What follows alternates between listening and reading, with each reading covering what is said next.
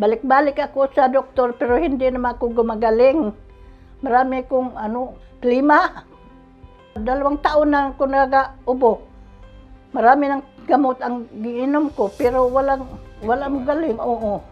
Sa bata pa ko, mayroon kong asma. Pero sa nag-edad na ko ng dalaga na ko, wala na akong asma na kwan. Sa karon matanda na ko, nibalik ang asma. Balik-balik ako sa doktor pero hindi naman ako gumagaling. Marami kong klima. 2 taon na ako nagaubo. Marami ng gamot ang giinom ko pero walang galing. Oo. Palaging umatake ang kaniyang asthma. So, bumili kami ng sari-saring mga gamot pero wala namang hindi naman magaling. Kaya binigyan siya ng doktor ng maintenance. Bumili kami ng nebulizer sa kanya. And then, palagi siyang mahina yung katawan niya at hindi kagaya noon na mas malakas pa siya.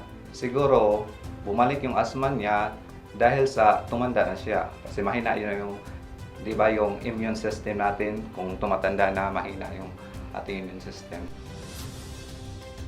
Pinasubok ko sa kanya yung Flavomix. 3 takal yon, then ilagay sa baso. At hindi pa ko na nakakain. Wala pang laman ng tiyan ko. Inom ko.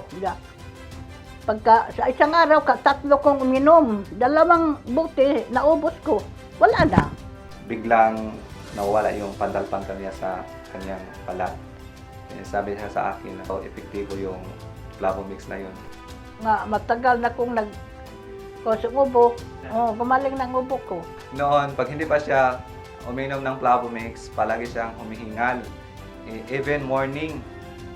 Then, palagi siyang umuubo sa kanyang asthma. Pagkatapos niyang uminom ng 2 buti ng Flavomix, biglang hindi na siya palaging umuubo o inaatake ng kanyang asthma. Salamat po sa Flavomix nga napagaling sa asthma ko.